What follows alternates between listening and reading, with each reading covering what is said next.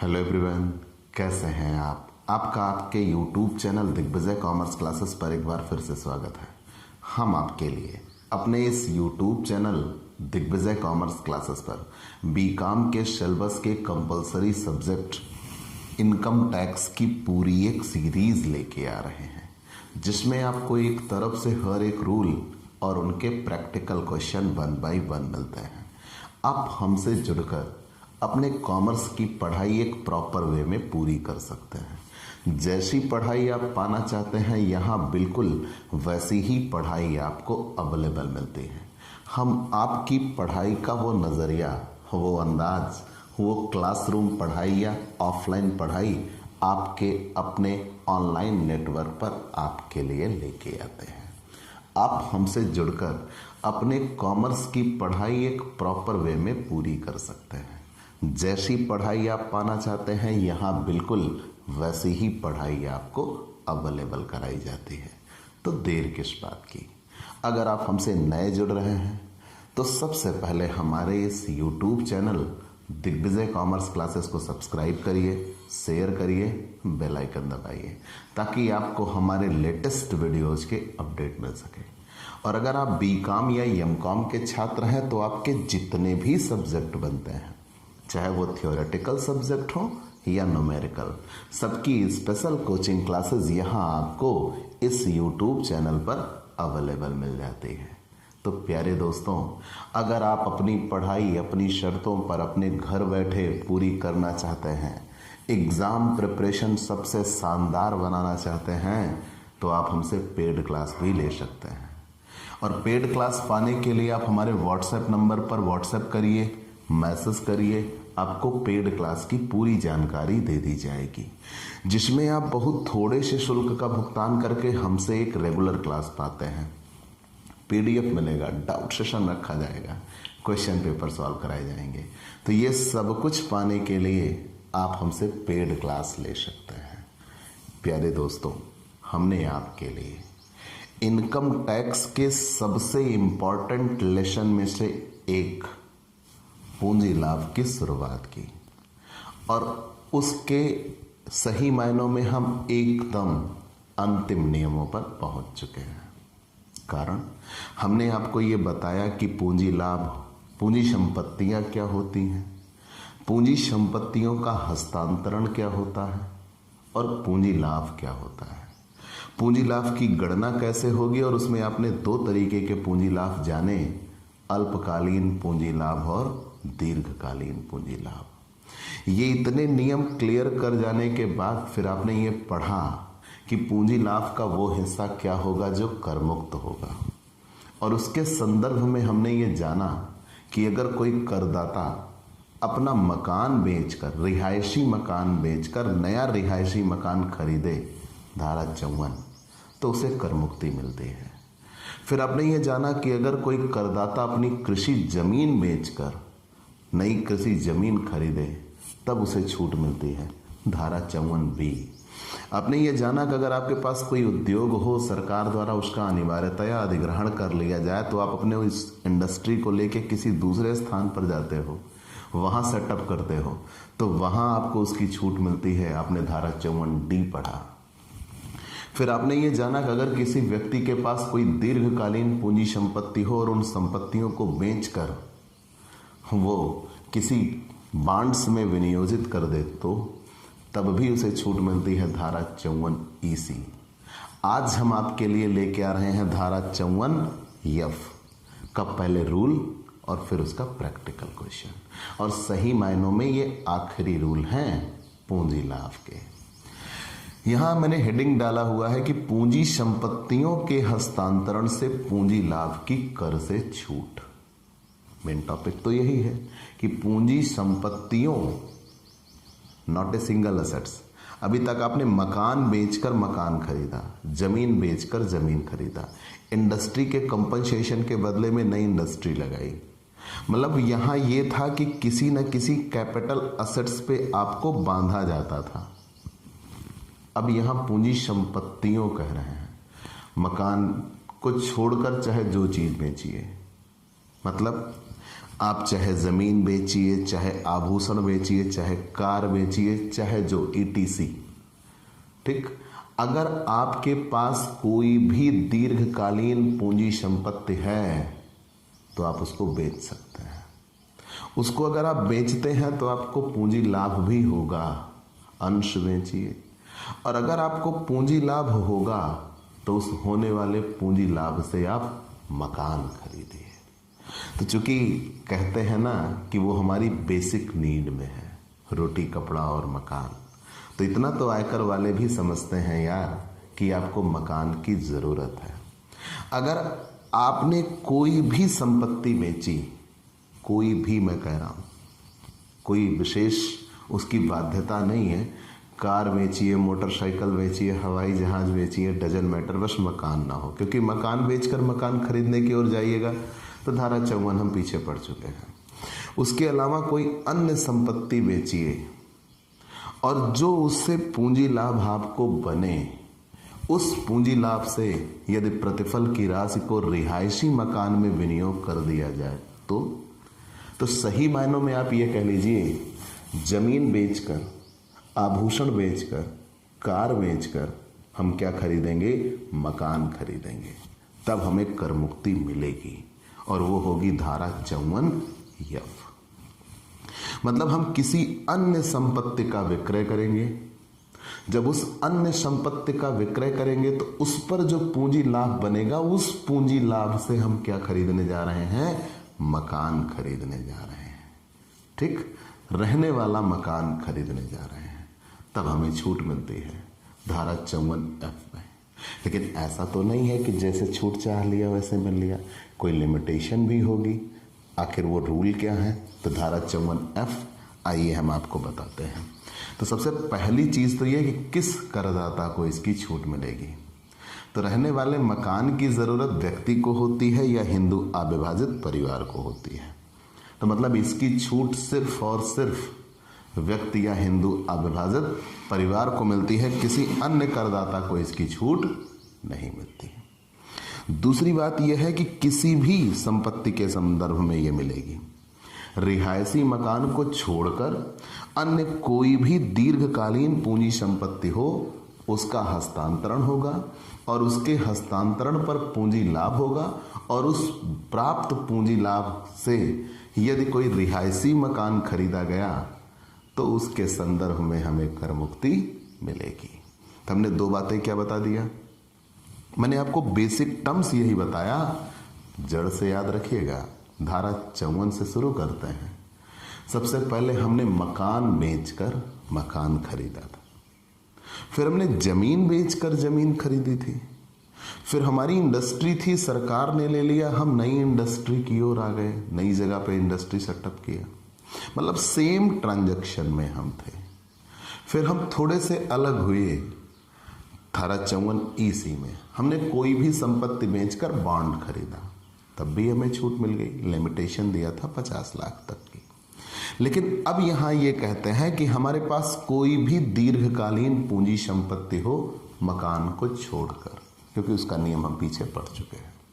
अगर हमारे पास कोई भी दीर्घकालीन पूंजी संपत्ति हो, प्लांट एंड मशीनरी, फर्नीचर, फिर उसके बाद कह लीजिए लैंड, बिल्डिंग को छोड़ दीजिए, लैंड, और उसके बाद अन्य कोई भी आभूषण, अगर आपके पास कोई अन्य संपत्ति है, कार, तो कोई भी अन्य संपत्ति अगर आप बेचते हो और उसके विक्रय से आपको पूंजी लाभ बनता है और उस प्राप्त पूंजी लाभ को आप रिहायशी मकान में विनियोजित कर देते हो, तो यदि आप एक व्यक्ति हैं या हिंदू अविभाजित परिवार, तो आपको छूट मिलेगी। ठीक, तो मतलब ये छूट किस संदर्भ में है?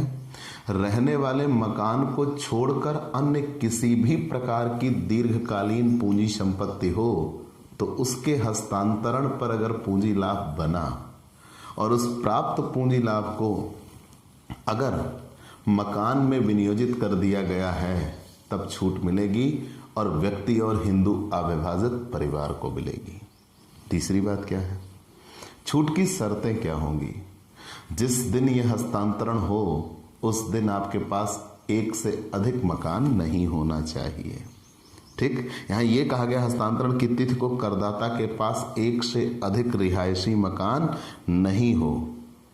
दूसरी बात, जब आप ऐसा हस्तांतरण करिए तो हस्तांतरण करने वाले दिन के ठीक पीछे 1 साल तक में या ठीक आगे 2 साल तक में एक नया मकान खरीद लीजिए, तब छूट मिलेगी। चलो मकान खरीदेंगे नहीं, बनवाएंगे, तो जिस दिन हस्तांतरण हुआ उसके आगे के 3 साल तक में आप नया मकान बनवा लीजिए, तब आपको छूट मिलेगी, नहीं तो आपको छूट नहीं मिलेगी। क्लियर? तो हमने ये कहा कि अगर आपने हस्तांतरण की तिथि के डेट देखी, हस्तांतरण की तिथि के ठीक 1 साल पीछे तक में आपने नया मकान खरीद लिया था या आगे के 2 साल में नया मकान खरीद लिया, तब तो छूट मिलेगी। अगर आप मकान खरीद रहे हो तो यहाँ भी 3 साल होता, लेकिन 1 साल पीछे 2 साल आगे, और मकान बनवाने की बात करते हो तो यहाँ भी 3 साल होते, लेकिन ये 3 साल आगे। तो क्लियर कट ये हुआ कि जिस दिन आपने अपनी पूंजी संपत्ति का हस्तांतरण किया, तो पूंजी संपत्ति के हस्तांतरण के 1 साल पीछे 2 साल आगे तक में अगर नया मकान खरीद लेते हैं तो छूट मिलेगी, या 3 साल आगे तक में नया मकान बनवा लेते हैं तब छूट मिलेगी, अन्यथा आपको छूट नहीं मिलेगी। और शर्त है भारत में मकान खरीदिए या बनवाइए, तभी छूट पाइएगा, नहीं तो छूट नहीं पाइएगा। विशेष रूप से याद रखिए। अब कितनी छूट मिलेगी, कितनी छूट मिलेगी? तो यहाँ पे 2 बातें आती हैं धारा 54F में। जैसे मान लीजिए मकान बेच के मकान खरीदते थे तो पूरे की छूट मिल जाती थी, ठीक। यहाँ क्या नियम है? यहाँ भी 2 नियम हैं। अगर हमने कोई मकान खरीदा और उस मकान की लागत जो पूंजी लाभ हो रहा है उससे अधिक है, मतलब जितना हमारा पूंजी लाभ है उससे ज़्यादा कीमत का हम मकान खरीद रहे हैं, तो पूरे पूंजी लाभ की छूट मिल जाती है, तो पूरा पूंजी लाभ कर मुक्त हो जाएगा।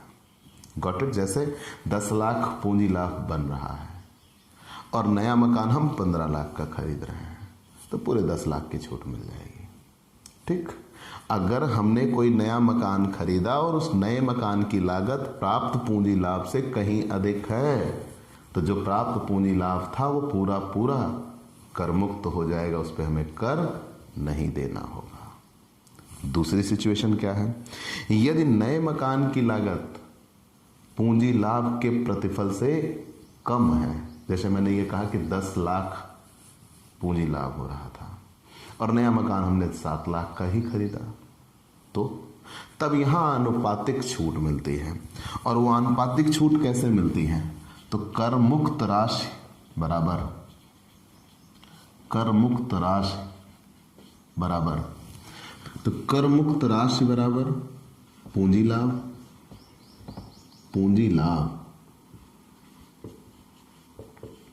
गुणे नए मकान की लागत बटे शुद्ध विक्रय मूल्य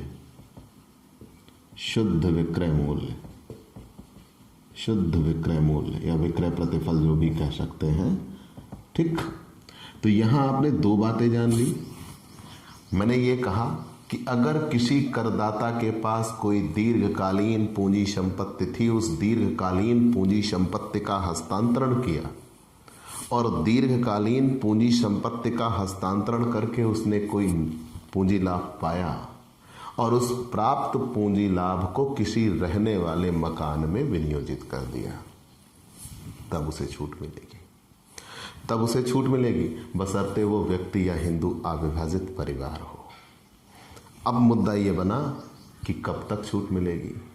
अगर उसने ये विनियोजित किया तो वो जिस दिन पूंजी लाभ हुआ या हस्तांतरण हुआ उसके 1 साल पीछे या 2 साल आगे तक में नया मकान खरीद ले, तभी छूट मिलेगी, नहीं तो छूट नहीं मिलेगी। और अगर मकान बनवाने की बात आती है तो जिस दिन हस्तांतरण हुआ उसके आगे के 3 साल तक में नया मकान बनवा ले, तब छूट मिलेगी, अन्यथा छूट नहीं मिलेगी। और ये मकान जो खरीदा जाए या बनवाया जाए वो भारत में होना चाहिए। अब बात आई कि अगर नए मकान से कोई आय होती है तो वो कहाँ जाएगी? वो तो हाउस प्रॉपर्टी में जाएगी। करमुक्ति मिलेगी कितना? करमुक्ति मिलेगी कितना? अगर नए मकान की लागत प्राप्त पूंजी लाभ से ज़्यादा है तो पूरा पूंजी लाभ करमुक्त होगा, और अगर नए मकान की लागत प्राप्त पूंजी लाभ से कम है तो आनुपातिक छूट मिलेगी।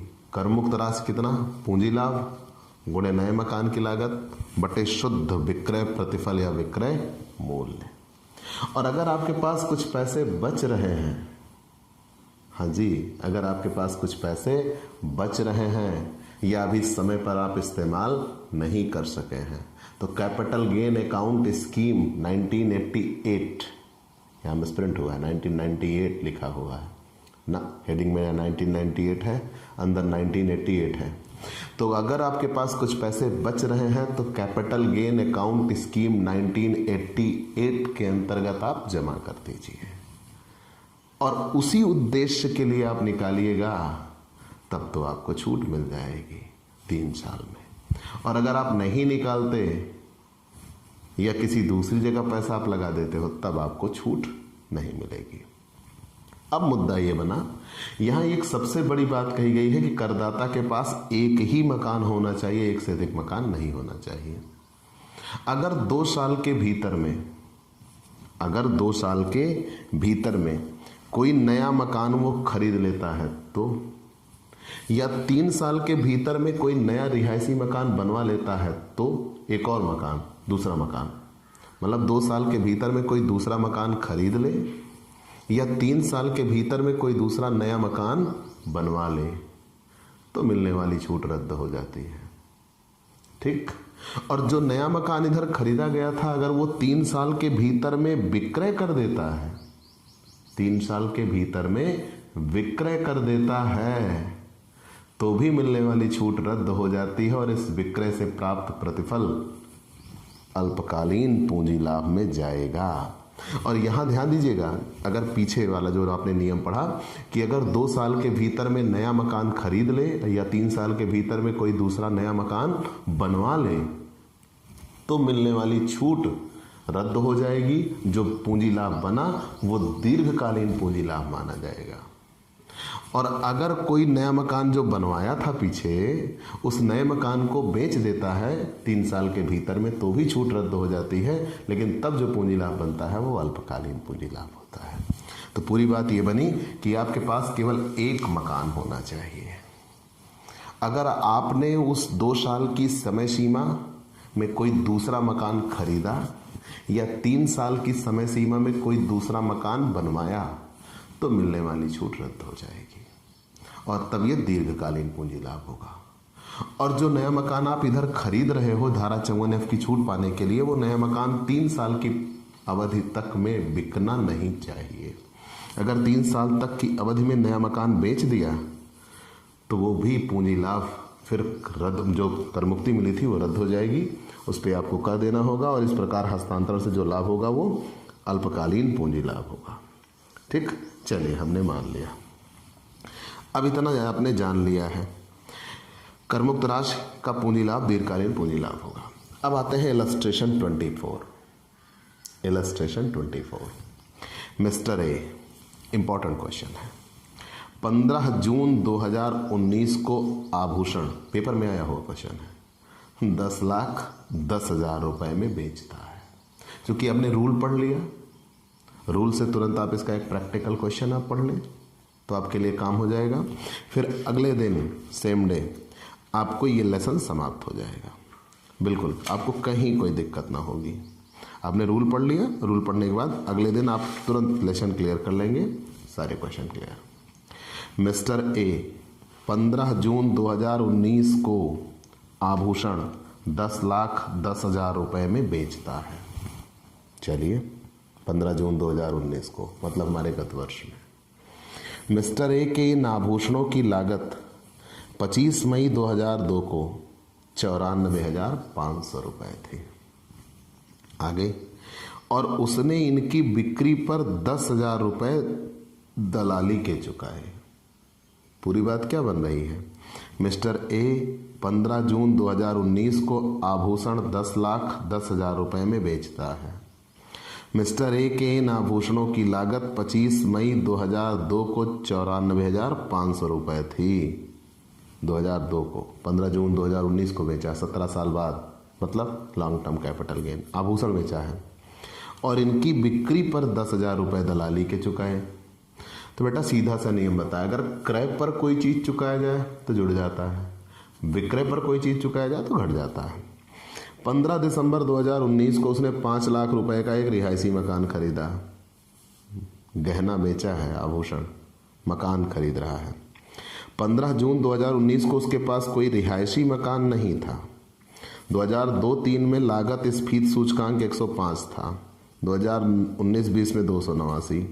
कर निर्धारण वर्ष 2021 के लिए कर योग्य पूंजी लाभ ज्ञात कीजिए। यहाँ तक तो एक क्वेश्चन।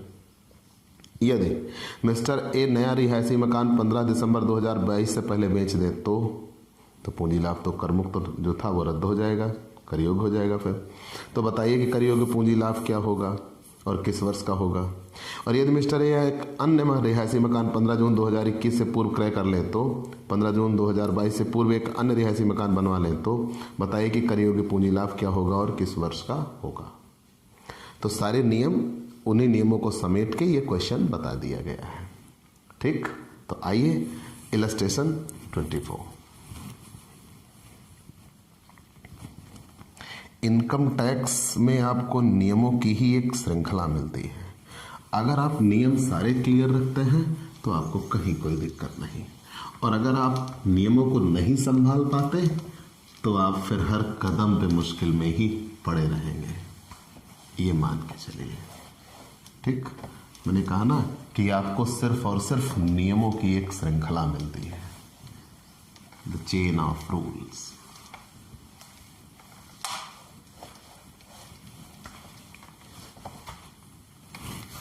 चलिए इलस्ट्रेशन 24।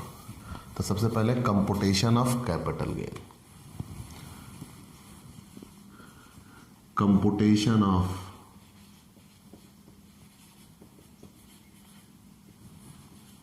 Taxable capital gain.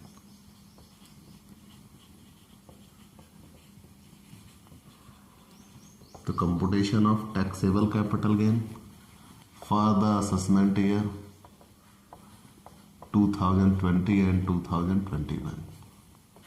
ठीक, 2020-21 के लिए कर योग्य पूंजी लाभ। तो सबसे पहली चीज तो ये कि पूंजी लाभ बनता कब है, मकान बेचते हैं तो, या सॉरी यहाँ आभूषण बेचा, cell of jewellery.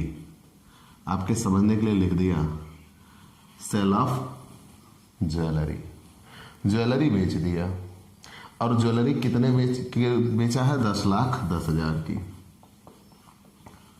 Less cell expenses, दलाली दिया हुआ है, सेल एक्सपेंसेस में ब्रोकरेज दलाली दिया हुआ है।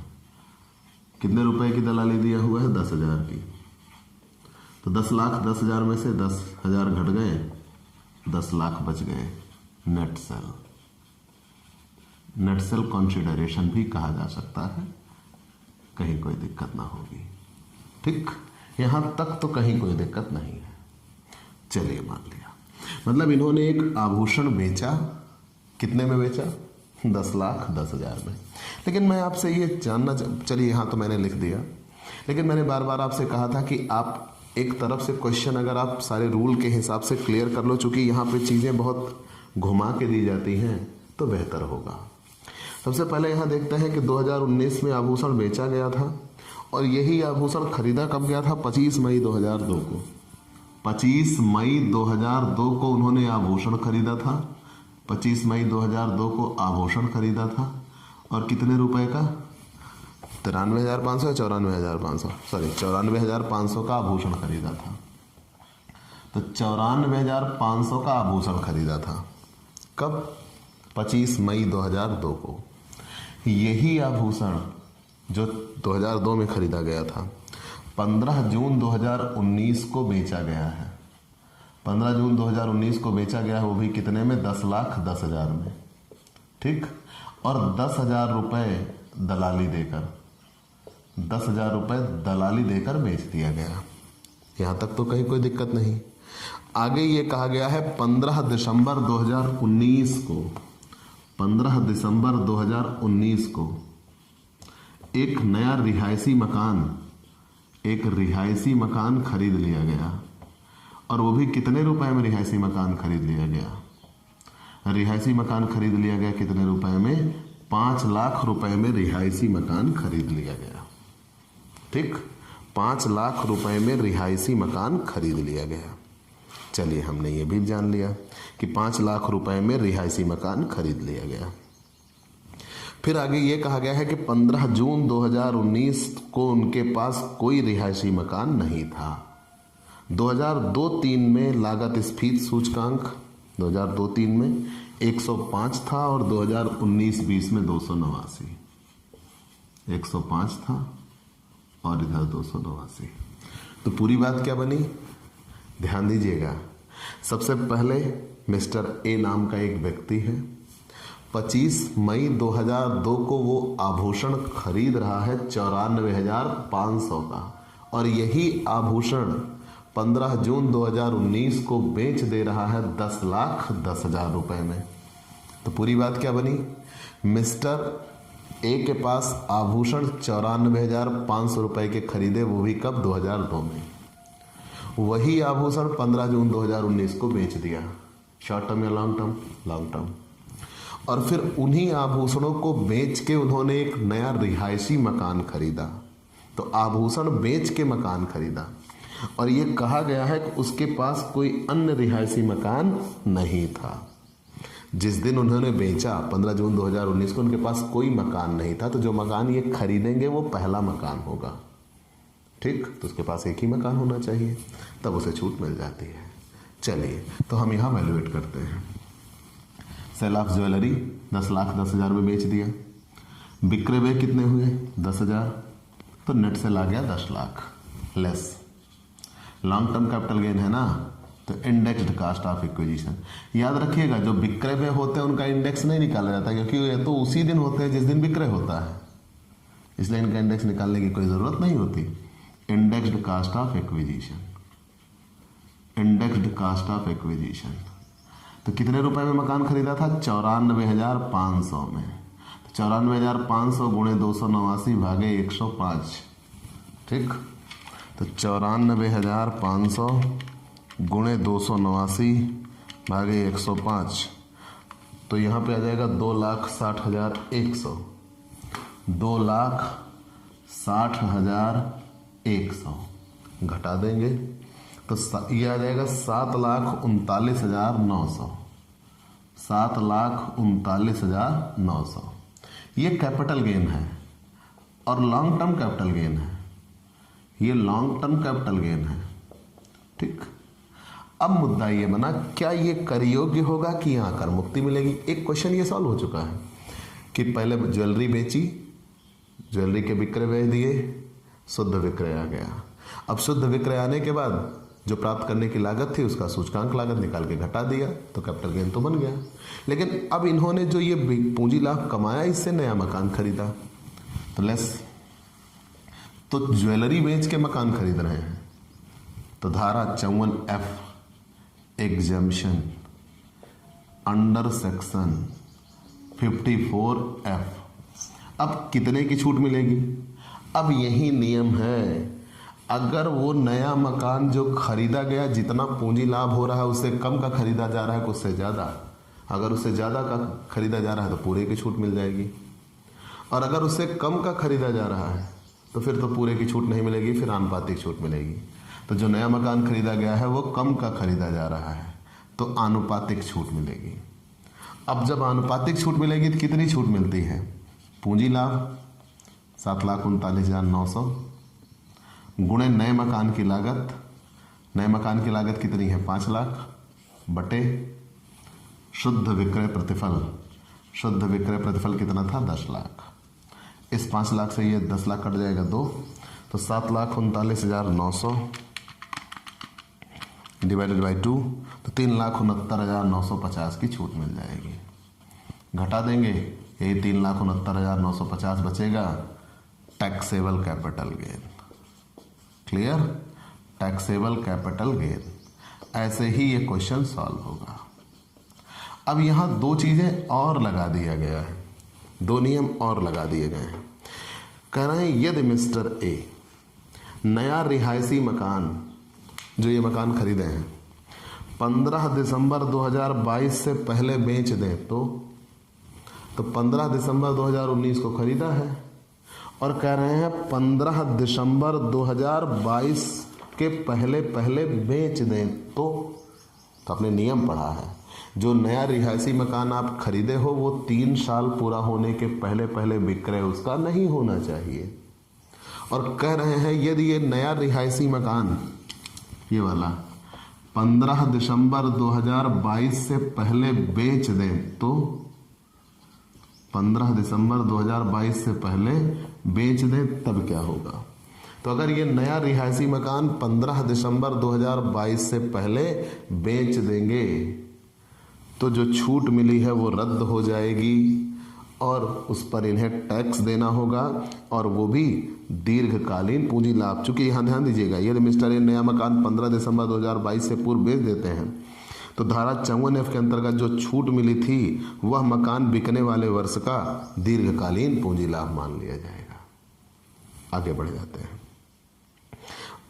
एक नई बात कहा गया है, यदि मिस्टर ए एक अन्य रिहायशी मकान 15 जून 2021 से पूर्व क्रय कर लें तो, अब यहां विक्रय हुआ है यहां, ठीक है ना, और यहां से फिर ये कहा गया कि 15 जून 2021 के पहले अगर नया मकान खरीद लें तो, या 15 जून 2022 के पहले नया मकान बनवा लें तो आपने ये जाना है कि जिस दिन विक्रय हो पूंजी लाभ के लिए, उसके 2 साल के भीतर में एक दूसरा मकान खरीद लिया जाए या 3 साल के भीतर में दूसरा मकान बनवा लिया जाए तो भी जो छूट मिली है वो रद्द हो जाएगी और उसे भी क्या माना जाएगा, दीर्घकालीन पूंजी लाभ माना जाएगा।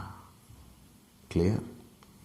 तो ये तो था एक क्वेश्चन, लेकिन अब आगे जो क्वेश्चन है 25, 26, 27, 3 क्वेश्चन बचे हुए हैं सही मामलों में, या बेसिकली मैं कहूं कि 25 और 27। उसके अलावा चीजें फिर विविध उदाहरण दिए गए हैं, मिसलिनियस, जिनकी विशेषताएं आपको जरूरत नहीं जान पड़ती, लेकिन एक आध मैं जरूर आपको बताऊंगा। तो अगले 2 दिन में ये लेसन समाप्त हो जाएगा। ठीक, पहले तो मैं कल जो प्रैक्टिकल क्वेश्चन है वो सॉल्व कराऊंगा, फिर स्पेशल प्रैक्टिकल क्वेश्चन जो मुझे लगेंगे वो समझा दूंगा, नहीं तो फिर छोड़ दूंगा, कोई दिक्कत नहीं है। सारे लेसन क्लियर हो चुका है। ठीक, तो चूंकि आज एक नया नियम आपने जाना, उसका प्रैक्टिकल क्वेश्चन जाना, तो क्लास बेशक थोड़ी छोटी हो, क्लास यहीं पे हम रोकेंगे क्योंकि अगले पे आपको उतना वक्त नहीं है। ठीक, तो आप प्रैक्टिस करिएगा, सारे रूल मैं बता चुका हूं। इलस्ट्रेशन 25 आप जरूर सॉल्व कर सकते हैं। चूंकि वहां 3 संपत्तियां दी गई हैं, ज्वेलरी, लैंड और सिल्वर, तो सबके लिए वही रूल है। आप बेच के तीनों को इकट्ठा करिएगा और फिर नया मकान खरीद लीजिएगा। ठीक, या जो भी कहा गया हो, या तीनों को अलग अलग बेच के केवल कैपिटल गेन निकालना होगा। हाँ जी, मकान भी खरीदा है तो उसकी छूट मिल जाएगी। तो सिंपल सी बात यह है कि मैंने क्या कहा कि वो अभी तक यहाँ क्या था कि एक संपत्ति बेचकर मकान खरीदा था।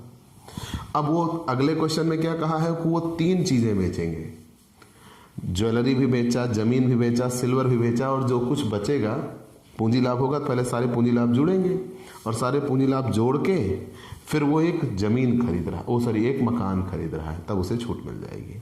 ठीक है, तो आप प्रैक्टिस करिएगा, लग जाएगा। ठीक है, आराम से लगा सकते हैं। तो हम अगले दिन आपसे फिर मिलेंगे। तो प्यारे दोस्तों, आप हमसे पेड क्लास भी ले सकते हैं। पेड क्लास पाने के लिए आप हमारे व्हाट्सएप नंबर पर व्हाट्सएप करिए, मैसेज करिए, आपको पेड क्लास की पूरी जानकारी दे दी जाएगी, जिसमें आप बहुत थोड़े से शुल्क का भुगतान करके हमसे एक रेगुलर क्लास पाते हैं। पीडीएफ मिलेगा, डाउट सेशन रखा जाएगा, क्वेश्चन पेपर सॉल्व कराए जाएंगे। तो ये सब कुछ पाने के लिए आप हमसे पेड क्लास ले सकते हैं। और स्पेशली अगर आप हमसे नए जुड़े हैं तो सबसे पहले हमारे इस YouTube channel Digvijay commerce classes को सब्सक्राइब करिए, शेयर करिए, बेल आइकन दबाइए, ताकि आपको हमारे लेटेस्ट वीडियोज के अपडेट मिल सकें। तो आज की क्लास में इतना ही। अगले दिन नए टॉपिक के साथ फिर मुलाकात होगी। चलते हैं दोस्तों, बाय बाय दोस्तों।